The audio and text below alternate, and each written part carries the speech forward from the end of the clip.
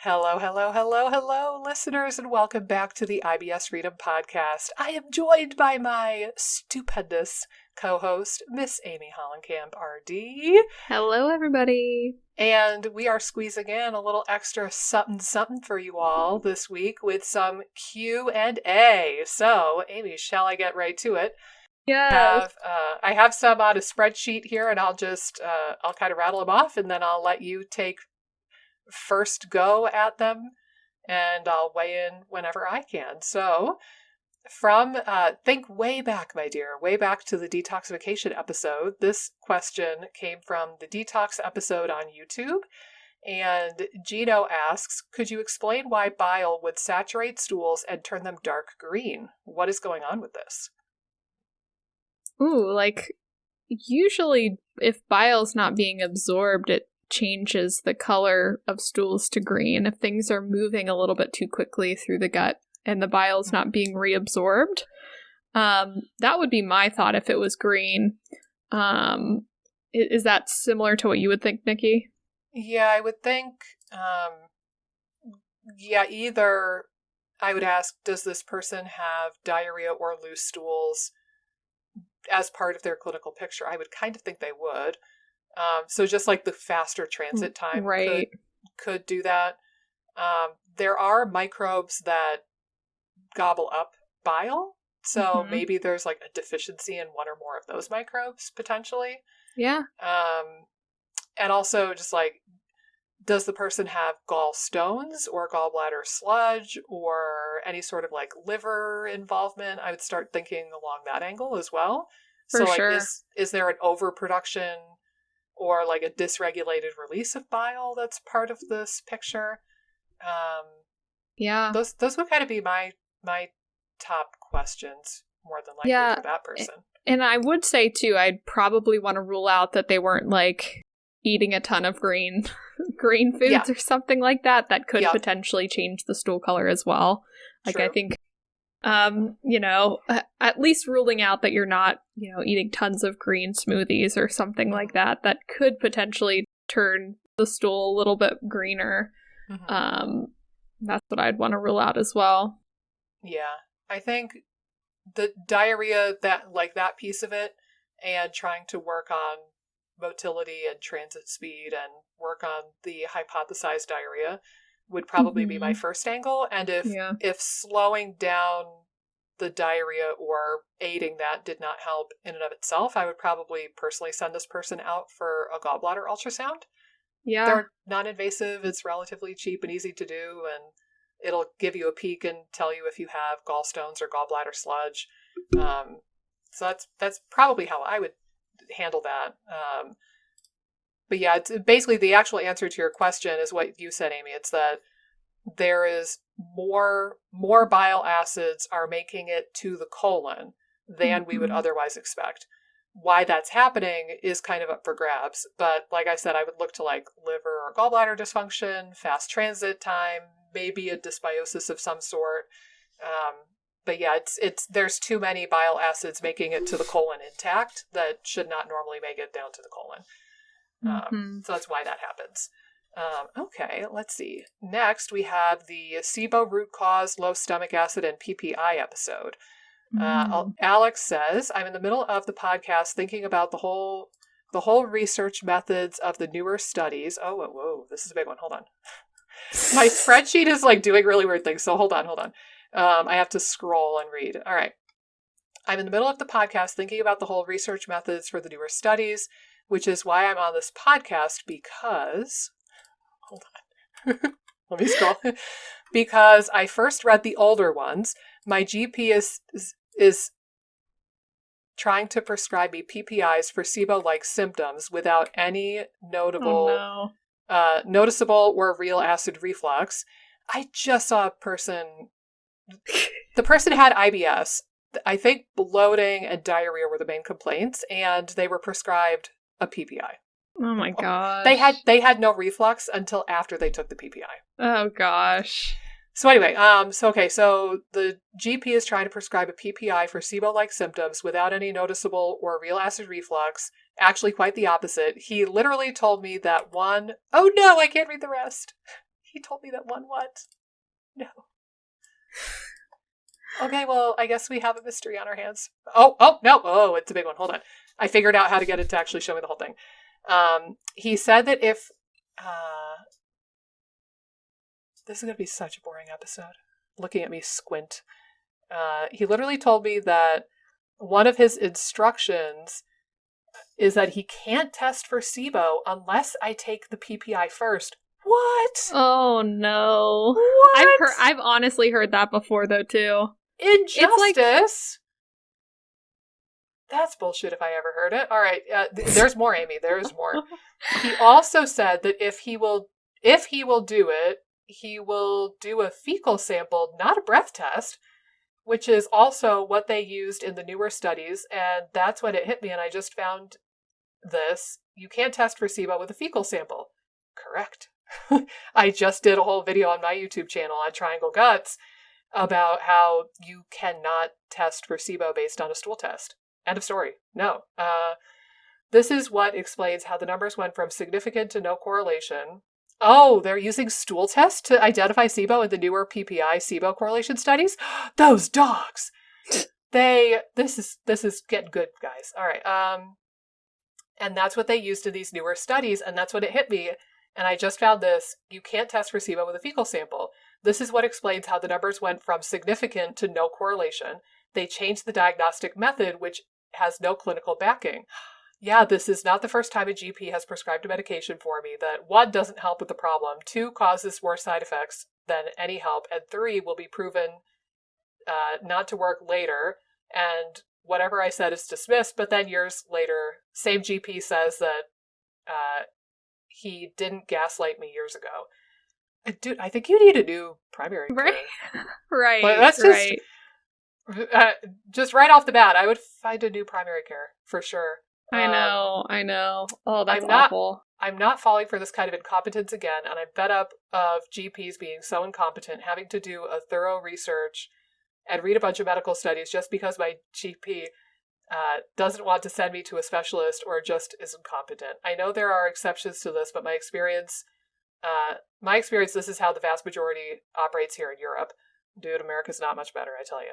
I might post another comment once I'm done with this podcast. God. So many There's problems. a lot to unpack there. I think there is. It's a very large paragraph, but I'm glad I got through it all. It feels like we've had micro traumas through that whole... I know! Well, I think that, I think you're exactly right. I think probably the biggest takeaway from that is if you feel like your provider is not, working with you at all, to leave... gaslighting you. Right, to leave. I mean, I think that there should be a mutual respect between a patient and a provider for sure. And again, not all GPs are bad. I've definitely seen some really good GPs with some of my clients. And again, I have a good GP. So it's there are good ones out there that will listen. And so it's a shame when you have that level of disregard for the patient wanting it, just a test too. That's what blows my mind most of the time. It's I don't understand how a provider would be so up in arms of testing something. It's not like you're asking for heroin. Right. Or opioids or something that could have an addictive nature, have an addictive quality to it. You just want a damn test. I don't for the life of me understand that. Right. And again, to your point, you don't have reflux. Right. why on earth would you try a PPI drug if you don't have reflux? It's inappropriate. And the thing that boggles my mind with stuff like this, it could be that that's the protocol set forth by that person's employer. It could be that their clinic or their hospital system has this policy that, no, you can't test for SIBO until they try a PPI first. It's still dumb, and it's still outrageous and potentially dangerous, but maybe it's not up to that individual doctor. But if I was in that position as the doctor, if it was something that was a matter of company policy and it was not my doing, I would tell you that. because I don't Right. know, like, I don't want you to hate me. Right. So I don't know what to make of that, but point blank, I would not take a PPI if you don't Right. have a reason to. I think that that is absolutely dumb and dangerous, and it boggles my mind. And I'm going to have to take a look at some of those newer studies now and see what you're talking about. But if they went from using aspirates or breath testing studies to evaluating for SIBO based on stool tests, that is 100% not supported by data, and it would make an awful lot of sense why, again, like 2015, 2016, all the evidence was saying, wow, yeah, PPIs could definitely cause SIBO, and now the newer studies are saying, nah, keep taking your Prilosec. Like that would make an awful lot of sense. So thank you for unearthing that, Alex. I'm definitely going to have to look into that, and I'll probably make a video for my YouTube channel at some point. Yeah. Goodness. Okay, well, let's take a deep breath, recover from the trauma of reading that. I'm so sorry, Alex. Also, It's so frustrating. Nikki, we need to do maybe an episode where we pull up false things that we find on the internet. Because you've been on a roll lately. I have. I've been on the Instagrams, not making friends. I love it, honestly. It's the internet, guys, is a dangerous place because again, I've said this before, they will give anybody a YouTube channel, they'll give anybody a blog, they'll give anybody a website, they'll give anybody an email address, they'll give anybody an Instagram account, a Facebook page, a Twitter account. Like, it's so hard to tell who actually knows what they're doing and who actually has good, valuable information to share versus the people who just share the clickbaity crap and get a lot of follows. Right. But, or just that know the algorithm, like, yeah, know how to play the algorithms. Or run ads. Like, right. One of the things I texted you about this week, it was on an advertisement, and yeah, I roasted them pretty good, I hope. But just, it's like you can pay money to the Facebook and Instagram gods, and they'll promote your stuff all over the place, whether it's true or not. Okay, anyway, moving on. I feel like I'm traumatized with Alex because of that. That's so shitty. In the gut diversity episode, Kimberly asks, if you have to take an antibiotic after recovering from SIBO, what should you do to help diversify and rebuild? Ooh, I'm going to kick it to the dietitian in the house first, and then I'll weigh in afterward. Yeah, I mean, I think that, I think you still want to make sure after you've cleared that you understand and are addressing root causal factors. So I think that that's a key thing to make sure that you're addressing or have addressed or are still working on. I think that, when it comes to rebuilding, I think everyone wants like a very systemic, like regimented reintro, but I think there's so much variability with how quickly people can rebuild and add things back in. But I think from a rebuilding standpoint, I really like, postbiotics, prebiotics, probiotics, like the 3 Ps, I think can be really beneficial. But I think in general, like to build long-term resilience and microbiome diversity, it all comes down to diet. Like to really, really rebuild that and build resilience up. And I think that that's the biggest lie in the SIBO space, is that like for your gut to truly heal, you have to be limited. When in reality, if you want to build resilience in your gut, you have to eat as broad as possible in the context of your case. I mean, obviously, if you have celiac or, a dairy allergy or something like that, avoiding those makes sense. Yeah. But eating as broad of diversity in plant fibers and things like that is what's going to really rebuild your gut and build resilience long term. Yeah, and I agree. I think first and foremost, the diversity of your plant foods is going to be the number one.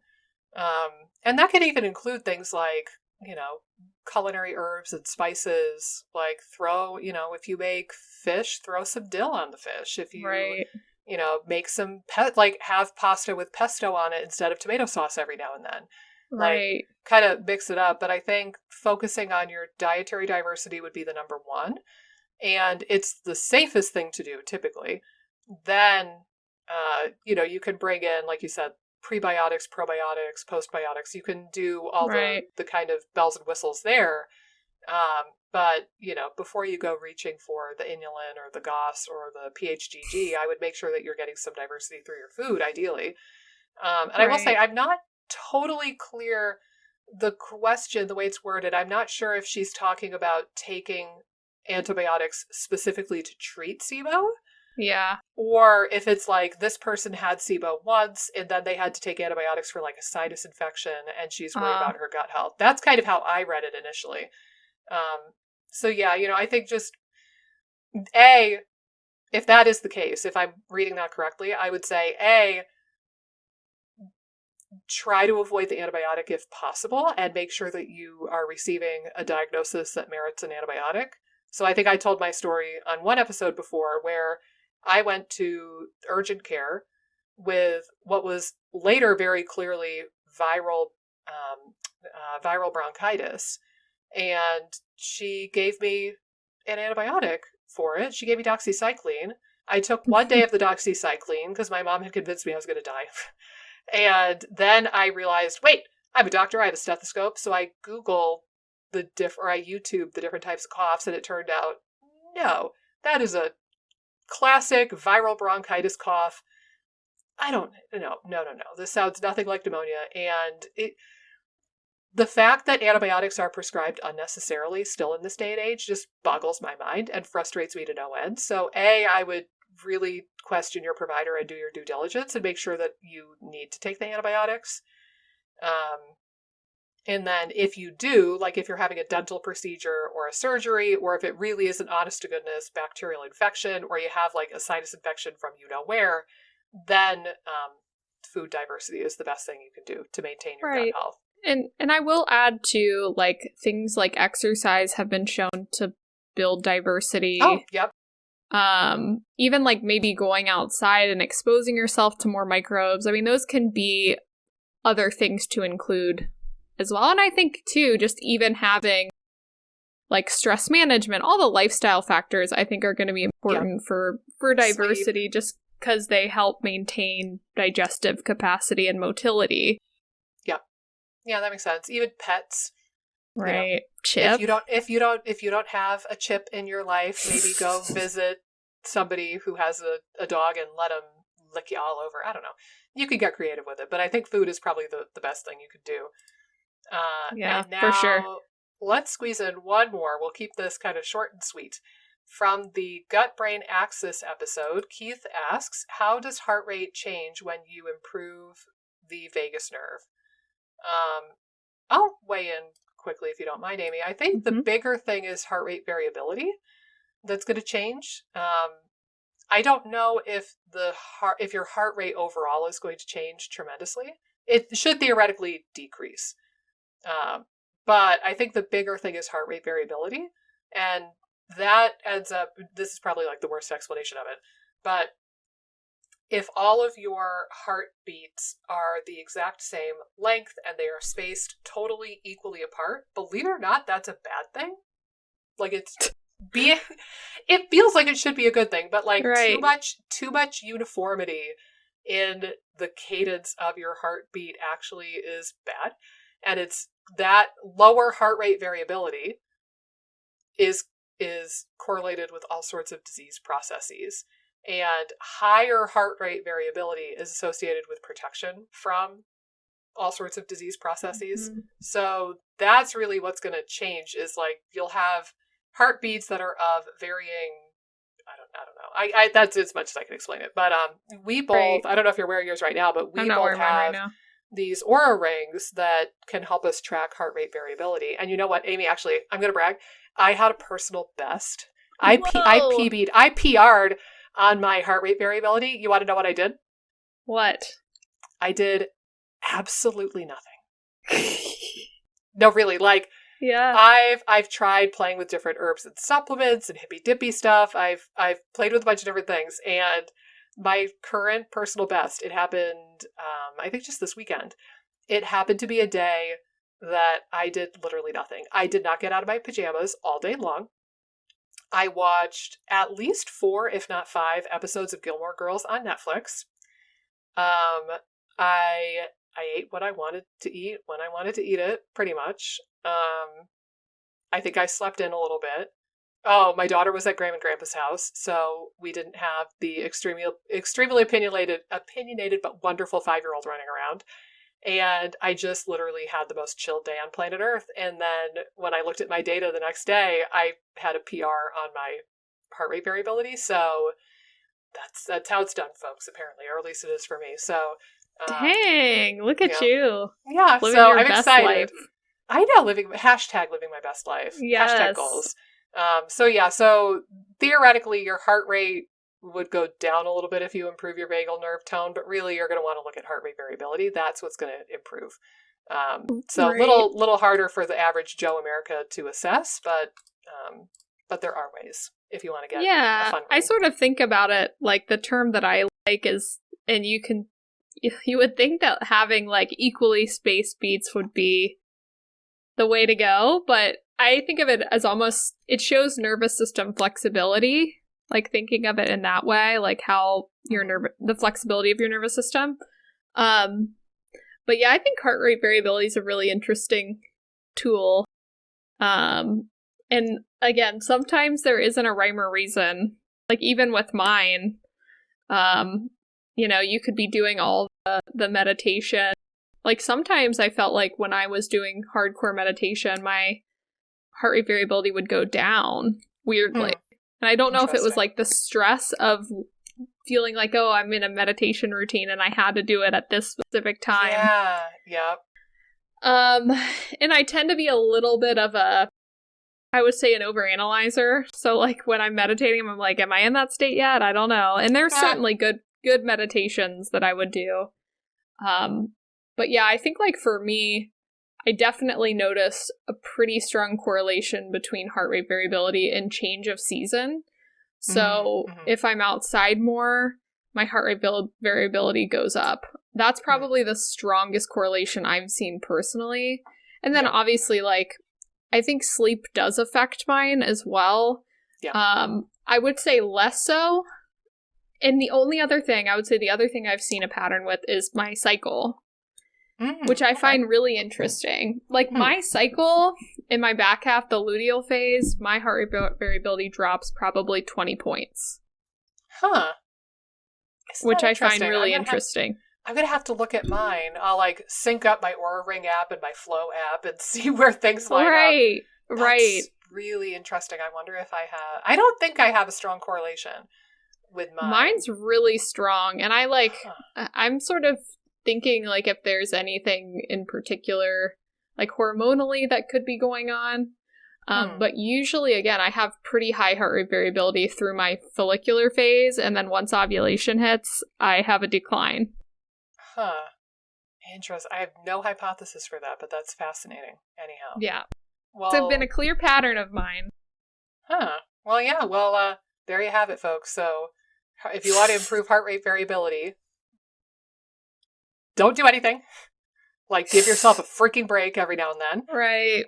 Get outside and get you a follicular phase. I don't know. Yeah. Those are like the 3 big bullet points right now. And get sleep and, there's probably other stuff too. I should start I wonder if Wednesdays are really good heart rate variability days for both of us because we get to talk to each other and nerd out on the podcast. We should track that. We might have like one really good day every week, in which case we clearly just need to talk every single day. So right. That might be the cure too. All right, guys. Well, that's all we had time for the moment. That's a wrap. So thank you for tuning in for this little mini Q&A segment. Feel free, as always, to put more cues in the YouTube comment section. That's a nice, easy way to do it. You can email us, and I don't think I've really minded Instagram. So don't use Instagram. If you want your cues covered on the Q&A segments, email and YouTube comments. Those are probably your 2 best bets. And until next time, we will see you in the next podcast episode. Later, skater.